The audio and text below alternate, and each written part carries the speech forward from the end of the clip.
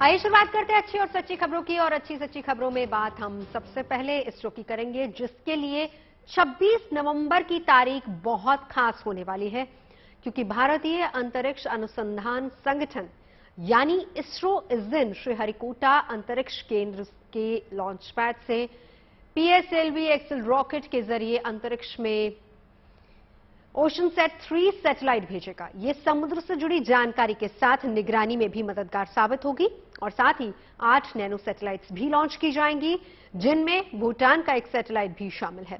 26 नवंबर यानी शनिवार की सुबह 11:56 पर इसरो की ओर से यह मिशन लॉन्च किया जाएगा और इसी के साथ इसरो के नाम एक और बड़ी उपलब्धि जुड़ जाएगी।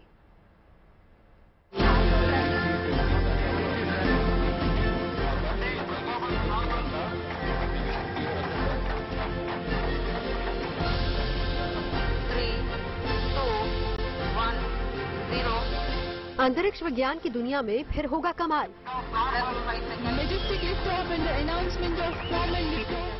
इसरो के नाम जुड़ेगी एक और उपलब्धि। 3, 2, 1, 0। 96 completed। 18 नवंबर को देश के पहले निजी स्पेस रॉकेट को सफलतापूर्वक लॉन्च करने के ठीक 9 दिन बाद यानी 26 नवंबर को इसरो अंतरिक्ष में सफलता की एक और कहानी लिखने जा रहा है।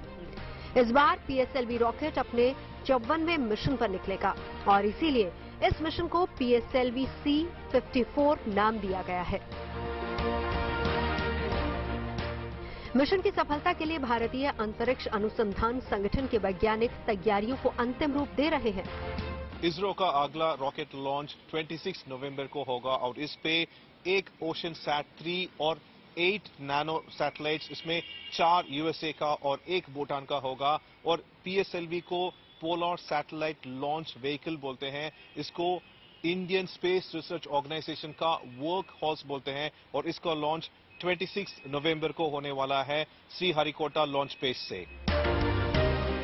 शनिवार की सुबह 11:56 के तय वक्त पर पीएसएलवी एक्सेल रॉकेट अपने साथ ओशनसैट 3 और 8 नैनो सैटेलाइट्स को लेकर अंतरिक्ष के लिए रवाना होगा। साल 1999 में पहली बार ओशनसैट 1 सैटेलाइट को लॉन्च किया गया था और इसके बाद इसी सीरीज का दूसरा सैटेलाइट 2009 में अंतरिक्ष में भेजा गया और अब ओशनसैट 3 सैटेलाइट भेजने की तैयारी है। ये ओशनसैट सैटेलाइट भारत के लिए काफी अहम है, क्योंकि इसकी मदद से न केवल समुद्री सतह के तापमान को नापा जा सकेगा, बल्कि इससे समुद्री इलाकों में क्लोरोफिल, फाइटोप्लैंक्टन, एरोसोल और प्रदूषण की भी जांच करने में मदद मिलेगी। इस ओशनसैट 3 सैटेलाइट का वजन 1000 किलोग्राम है, जिसे इसरो ने अर्थ ऑब्जर्वेशन सैटेलाइट 6 नाम दिया है। इसमें जाने वाला ये मेन सैटेलाइट ओशनसैट, नहीं तो इसको अर्थ ऑब्जर्वेशन सैटेलाइट 06 करके उसका नाम है, नहीं तो ओशनसैट 3 है। सो उसका मतलब है अर्थ ऑब्जर्वेशन सैटेलाइट का मतलब अर्थ के ऊपर क्या क्या स्थिति है, क्या क्या चेंज हो रहा है, क्या क्या बदलाव हो रहा है, उसको स्पेस से देखना उसका मेन काम है। उस तरह से 6 सैटेलाइट्स ऑलरेडी हम भेज चुका हूँ। कुछ सैटेलाइट्स डिजास्टर प्रोन एरिया को देखेगा, कुछ सैटेलाइट्स बॉर्डर को देखेगा, कुछ सैटेलाइट्स वेदर कंडीशन लाइक किधर क्लाउड्स है, किधर सुनामी आ रहा है, किधर साइक्लोन है, इस तरह से चीज को देखेगा, वेदर ऑब्जर्वेशन का देखेगा। इस तरह से इसमें हम ओशन को भी आजकल थोड़ा ध्यान देके, ओशन में बदलाव को ऊपर भी हम ध्यान देके रिसर्च कर रहा हूँ। इतना ही नहीं, इसरो अपने इस मिशन में जो 8 नैनो सैटेलाइट्स भेज रहा है, उनमें भारत और भूटान का ज्वाइंट सैटेलाइट यानी भूटान सेट है, जो एक टेक्नोलॉजी डेमोन्स्ट्रेटर है, जबकि आनंद निजी कंपनी पिक्सेल का सैटेलाइट है। इसी तरह भारतीय निजी स्पेस कंपनी ध्रुव के 2 थाइवोल्ट सैटेलाइट और स्पेस फ्लाइट यूएसए के 4 एस्ट्रोक्राफ्ट सैटेलाइट्स अंतरिक्ष में भेजे जाएंगे। इन सैटेलाइट्स को अंतरिक्ष में भेजने की एवज में इसरो को आर्थिक फायदा भी होगा। दुनिया एक बार फिर से अंतरिक्ष विज्ञान की दुनिया में भारतीय वैज्ञानिकों का दम देखेगी। इसरो ने ये अर्थ ऑब्जर्वेशन सैटेलाइट ESO 06, नहीं तो ओशनसैट करके उसका नाम है, उसको लॉन्च करना है। बट उसके अलावा खाली स्पेस है, दैट इज पेलोड में अब और पेलोड लेके जा सकता है। इसलिए इसरो ने इस बाकी सैटेलाइट प्रोवाइडर से इंटरेक्ट करके उनको वो पेलोड स्पेस सोल्व किया है, दैट इज सेल्स किया है। तो इससे इसरो को थोड़ा मनी भी मिलेगा, कैश भी मिलेगा। इस तरह से एक व्यापार किया है इस प्रोजेक्ट। बीते कुछ सालों में इसरो वैज्ञानिकों ने अंतरिक्ष की दुनिया में कई बड़े मुकाम हासिल किए हैं। उनकी इसी कामयाबी ने अंतरिक्ष विज्ञान की दुनिया में भारत के दबदबे को और मजबूत किया है। प्रमोद माधव के साथ bureau report, good news today. इस रिपोर्ट के जरिए आपने ओशनसेट 3 सैटेलाइट क्या काम करेगा ये तो जान लिया, लेकिन इसके अलावा जो 8 नैनो सैटेलाइट्स भेजे जाएंगे उनका क्या काम होगा, और इसके बारे में तफसील से जानकारी दे रहे हैं वैज्ञानिक टीवी वेंकटेश्वर। 8 नैनो सैटेलाइट भी इसके साथ लॉन्च हो रहा है। उसमें एक है भूटान से, दैट इज भूटान हमारा नेबरिंग कंट्री है, हमारा फ्रेंडली कंट्री है। उसका एक एक्सपेरिमेंटल सैटेलाइट को हम लॉन्च कर रहा है। ये सैटेलाइट भूटान का स्पेस यूटिलिटी, स्पेस सेक्टर को भूटान यूज करने के लिए ये उनको हेल्प करेगा। बट अभी एक प्योरली एक डेमोन्स्ट्रेशन सैटेलाइट है, उसी तरह ही ये यूज होगा। बट भूटान का एक पहला कदम, स्पेस में पहला कदम, वो कदम इंडिया का हेल्प से इंडिया के साथ साथ वो कर रहा है। इसका एक महत्वपूर्ण विषय वही है। इस मिशन में 8 नैनो सैटेलाइट जा रहा है, एक भूटान का है, बाकी देखा तो कमर्शियल है। कमर्शियल में बहुत कारण के ऊपर ये अमेरिका का एक कंपनी उसका लॉन्च कर रहा है वगैरह, उसका पूरा डिटेल वो इंफॉर्मेशन नहीं देगा। लगभग वो सब टेलीकम्युनिकेशन के लिए यूज होगा। बट इसमें एक इंपॉर्टेंट चीज है, थ्रू स्पेस करके एक इंडिया का स्टार्टअप, ये स्टार्टअप का सैटेलाइट भी ऊपर जा रहा है। इसके साथ साथ ये नैनो सैटेलाइट भी लार्जली एक्सपेरिमेंटल है, बिकॉज उनका पहला कदम है। सो वो डेमोन्स्ट्रेशन है, दैट इज टेलीकम्युनिकेशन वगैरह के लिए लो अर्थ ऑर्बिट में ये यूज कर सकता है करके वो हमको एस्टैब्लिश करें। पिछले 75 सालों में भारत का जमीन पर ही नहीं बल्कि अंतरिक्ष में भी सफर शानदार रहा है। इसरो के खाते में कामयाबी के कई सितारे हैं। आज इसरो मछुआरों की मदद के लिए रियल टाइम सैटेलाइट का प्रयोग कर रहा है, तो वहीं डिफेंस से जुड़े सैटेलाइट्स दुश्मनों पर नजर रखे हुए हैं। इतना ही नहीं, भारत के चंद्रयान और मंगलयान अभियान ने भी अंतरिक्ष में भारतीय वैज्ञानिकों का लोहा मनवाया है। साल 2022 में इसरो के वैज्ञानिकों के लिए बहुत ही अहम साबित हुआ है, क्योंकि फरवरी महीने में इसरो ने अपने पहले प्रक्षेपण अभियान के तहत पीएसएलवी C-52 रॉकेट के जरिए धरती पर नजर रखने वाले एक all weather earth observation satellite यानी EOS-04 और 2 अन्य उपग्रहों को अंतरिक्ष में सफलतापूर्वक भेजा था। इसके बाद 30 जून 2022 की शाम 6:02 पर श्रीहरिकोटा के सतीश धवन स्पेस सेंटर से पीएसएलवी C-53 मिशन को सफलतापूर्वक लॉन्च किया गया। इस रॉकेट में 3 कमर्शियल सैटेलाइट्स अंतरिक्ष में भेजे गए थे। हालांकि इसरो के इतिहास रचने की कोशिशों को अगस्त महीने में झटका लगा, क्योंकि इसरो का नया रॉकेट SSLV-D1 2 सैटेलाइट के साथ आंध्र प्रदेश के श्रीहरिकोटा से सफलता के साथ अंतरिक्ष की ओर उड़ा, मगर रॉकेट के सेंसर फेल होने के कारण दोनों सैटेलाइट्स गलत ऑर्बिट में चले गए। SSLV-D1 देश का पहला स्मॉल सैटेलाइट लॉन्च व्हीकल है। हालांकि इसरो का मिशन नहीं रुका और अक्टूबर महीने में उसका रॉकेट LVM-3 एक निजी संचार फर्म OneWeb के 36 सैटेलाइट्स को लेकर अंतरिक्ष में पहुंचा। यह मिशन इसलिए महत्वपूर्ण रहा क्योंकि ये LVM-3 का पहला कमर्शियल मिशन था और इसके अगले ही महीने यानी कि 18 नवंबर को इसरो के वैज्ञानिकों ने पहली बार देश में निजी स्पेस कंपनी का बनाया गया रॉकेट विक्रम-S सफलतापूर्वक लॉन्च किया। इस रॉकेट का नाम मशहूर भारतीय वैज्ञानिक और इसरो के संस्थापक डॉक्टर विक्रम साराभाई के नाम पर दिया गया था। इस मिशन की सफलता ने इंडियन स्पेस प्रोग्राम को एक अलग ऊंचाई पर पहुंचा दिया और इसके अलावा आने वाले सालों में भी गगनयान जैसे कई अहम मिशन को इसरो सफलतापूर्वक अंजाम देने की तैयारी में जुटा है। आगे बढ़ते हैं, बात कल आयोजित होने जा रहे रोजगार मेले के दूसरे चरण की, जिसमें प्रधानमंत्री नरेंद्र मोदी 71,000 युवाओं को नियुक्ति पत्र सौंपेंगे ताकि इसी साल जून में 10 लाख युवाओं को सरकारी नौकरी देने का वायदा हकीकत में बदल सके। करीब 5 महीने पहले किए गए इस वायदे पर खरा उतरने के लिए केंद्र सरकार की तरफ से 25 अक्टूबर को भी रोजगार मेले का आयोजन किया गया था। पहले चरण के इस रोजगार मेले में भी प्रधानमंत्री नरेंद्र मोदी ने वीडियो कॉन्फ्रेंसिंग के जरिए 75,000 नौजवानों को केंद्र सरकार के तहत आने वाले पदों पर नियुक्ति पत्र दिया था। यानी पहले फेज में 75,000 युवाओं को स्थायी नौकरी से जुड़ा अपॉइंटमेंट लेटर मिला, जिसकी वजह से केंद्र सरकार के 38 विभागों में इन युवाओं के लिए नौकरी का रास्ता साफ हो पाया। इस बात से इनकार नहीं किया जा सकता कि देश में बेरोजगारी एक बहुत बड़ा मुद्दा है और इसी साल संसद की कार्रवाई के दौरान केंद्र सरकार ने भी ये बताया था कि अप्रैल 2014 से मार्च 2022 यानी कि 8 साल के अंतराल में करीब 22 करोड़ लोगों ने सरकारी विभागों में स्थायी नौकरी के लिए आवेदन किया, जिसमें सिर्फ 7,22,000 लोगों को ही सरकारी विभागों में परमानेंट जॉब मिल सकी।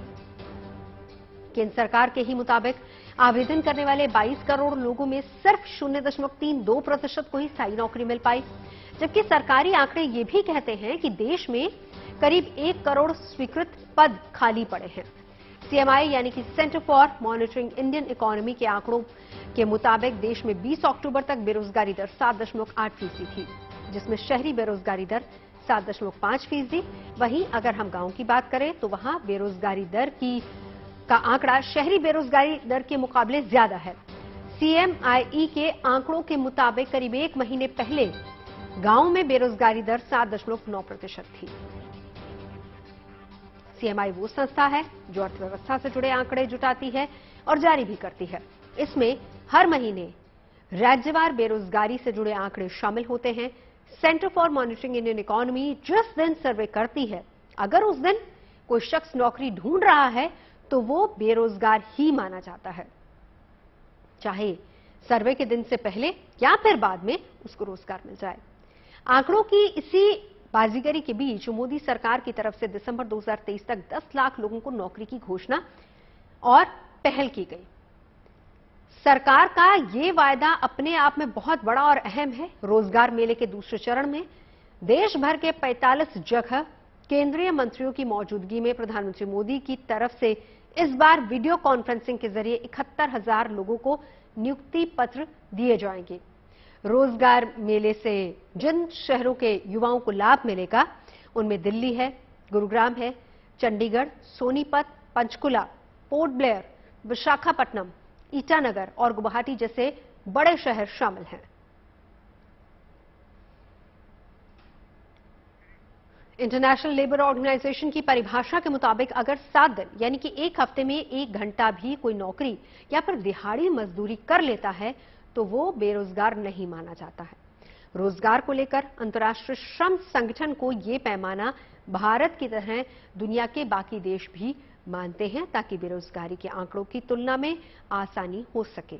ऐसे में 1 महीने के अंदर ही केंद्र सरकार की तरफ से रोजगार मेले के दूसरे चरण का आयोजन होने जा रहा है और जिन पदों पर नियुक्तियों की जानी है उनमें केंद्रीय सशस्त्र बल, उप निरीक्षक, कांस्टेबल, एलडीसी, स्टेनो पीए, आयकर निरीक्षक, एमटीएस जैसे पद शामिल हैं। केंद्रीय मंत्रालय और विभागों के तहत आने वाले इन पदों को यूपीएससी, एसएससी और रेलवे भर्ती बोर्ड जैसी एजेंसियों के जरिए भरा जा रहा है। फिर भी बेरोजगारी के मुद्दे पर राजनीति का हो हल्ला मचा हुआ है और ऐसे में रोजगार मेले का दूसरा चरण मोदी सरकार के लिए भी बहुत अहम साबित हो सकता है। कितना अहम साबित होगा ये समझने की कोशिश हमने की है वरिष्ठ पत्रकार राजकुमार सिंह से। देखिए, एक बात तो साफ है कि जिस तरह से रोजगार मेलों का आयोजन किया जा रहा है उससे देश के युवाओं को बड़ी संख्या में रोजगार मिलेंगे और इसके साथ ही केंद्र सरकार ये संदेश भी देने में कामयाब होगी पूरे देश को कि वो रोजगार को लेकर बहुत गंभीर है, क्योंकि पिछले कुछ दिनों से विपक्ष लगातार मोदी सरकार पर हमले कर रहा था कि केंद्र सरकार लोगों को रोजगार नहीं दे पा रही है और जिस तरह से उन्होंने वादा किया था रोजगार देने का उस तरह से तो बिल्कुल नहीं। तो ये जो रोजगार मेले हो रहे हैं, इसके जरिए लोगों को रोजगार मिलेगा, इसमें कोई शक नहीं है। लाखों लोगों को उनकी योग्यता के अनुसार, उनकी स्किल के अनुसार रोजगार मिलेगा।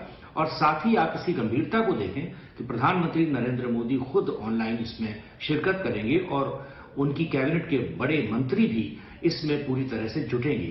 तो ये एक अच्छी बात है देश के युवाओं के लिए, क्योंकि केंद्र सरकार बड़े पैमाने पर देश भर से इस तरह के रोजगार मेलों का आयोजन कर रही है।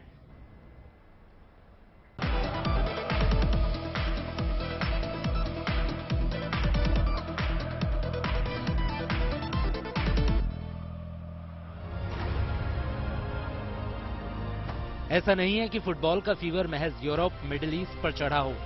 फीफा विश्व कप की खुमारी हिंदुस्तान और हिंदुस्तानियों के भी सिर चढ़कर बोल रही है। ये कोलकाता की तस्वीरें हैं, जहां फुटबॉल विश्व कप का बुखार लोगों पर चढ़ा है। 2022 विश्व कप के स्टार फुटबॉल खिलाड़ियों के बड़े बड़े बैनर और होर्डिंग से कोलकाता की सड़कें सजी हैं। किसी को रोनाल्डो पसंद है तो किसी का फेवरेट मेसी है। इतना ही नहीं, एक कार पर भी अर्जेंटीना फुटबॉल फैन क्लब लिखा हुआ है और इस पर मेसी की जर्सी का कलर पेंट कर इसे बेहद आकर्षक रूप दिया गया है। फुटबॉल विश्व कप के महाकुंभ के एक एक मैच का लुत्फ उठाने के लिए कोलकाता में जगह जगह पर बड़ी बड़ी स्क्रीन लगाई गई हैं और फुटबॉल प्रेमियों के उत्साह के तो कहने ही क्या। फुटबॉल जो लाइक करते हैं वो लोग इधर आएंगे, जाइंट स्क्रीन में मैच देखेंगे और वर्ल्ड कप का थोड़ा मजा भी मिलना चाहिए। बंगाल में तो फुटबॉल दिल में है। पहली नजर में देखने के बाद आपको लग रहा होगा कि भारतीय क्रिकेट टीम का महामुकाबला पाकिस्तान या फिर ऑस्ट्रेलिया जैसी टीम से चल रहा होगा, लेकिन तिरुवनंतपुरम में बड़ी स्क्रीन पर टकटकी लगाए ये फुटबॉल प्रेमी हैं और तस्वीरें उद्घाटन के बाद कल कतर और इक्वाडोर के बीच हुए महामुकाबले की है। फुटबॉल विश्व कप की ट्रॉफी की एक खूबसूरत तस्वीर रेत पर उकेरी गई है। उड़ीसा के पुरी में सैंड आर्टिस्ट सुदर्शन पटनायक ने अपनी कला से हर किसी को मंत्रमुग्ध कर दिया है। फुटबॉल का खुमार हिंदुस्तान पर किस कदर चढ़ा है, सुदर्शन पटनायक के हाथों बनी ये खूबसूरत कलाकृति इसी जज्बे को बयां कर रही है। Bureau report, good news today. बात पहाड़ों पर हो रही बर्फबारी की। जम्मू कश्मीर में बर्फबारी के बीच सैलानियों का जमावड़ा लग गया है। रामबन के नथनटॉप इलाके में सैलानी बर्फ वाले इलाकों में पहुंच रहे हैं और वहां सड़क किनारे और पहाड़ों पर पड़ी बर्फ में जमकर मस्ती कर रहे हैं। गुनगुनी धूप के बीच लोग बर्फ से खेलते नजर आए और इस दौरान कुछ लोगों ने बर्फ की सफेद चादर के बीच संगीत की महफिल भी सजा ली, तो कुछ युवा वहां वादियों में गिटार बजाकर मस्ती करते नजर आए। सैलानियों की भीड़ से कारोबारियों के चेहरे भी खिल उठे हैं। आज जल्दी बर्फ पड़ गई तो हमारा अच्छा खासा काम चल रहा है। कम से कम 15 साल के बाद ये नवंबर में बर्फ पड़ी, नहीं तो नवंबर में बर्फ कभी नहीं पड़ती है, तो अच्छा खासा काम चल रहा है हमारा। फर्स्ट टाइम मैंने लाइफ में अपनी बर्फ देखी है। इतना एंजॉय कर रहे हैं हम लोग, इतना अच्छा वेदर है, वीकेंड का टाइम है और काफी रश है, बहुत मजा आ रहा है, बच्चे भी बहुत एंजॉय कर रहे हैं। हम आए हैं यहाँ पे नत्था टॉप, यहाँ पे आई थिंक सीजन की फर्स्ट स्नोफॉल पड़ी है। हम फर्स्ट टाइम बर्फ का एक्सपीरियंस कर रहे हैं और बहुत ही एंजॉय कर रहे हैं हम, और हमारे बच्चे भी साथ में, they are fully enjoying and kids are already playing with the snowfall. ये मेरा फर्स्ट एक्सपीरियंस है स्नो का। मैं नत्था टॉप पे आई हूँ। यहाँ पे बहुत अच्छे से स्नो गिरी है। I am so excited. यहाँ पे बहुत सारी एक्टिविटीज में like slay riding and snowman making, snow fights and all. Specially यहाँ पे गोलगप्पे भी मिल रहे हैं। स्नो में गोलगप्पे खाने का मजा ही कुछ और। खबरें सच्ची होनी चाहिए, अच्छी खुद ब खुद लगती है। Navjot Randhawa signing off. आप सुनते रहिए गुड न्यूज और देखते रहिए गुड न्यूज टुडे।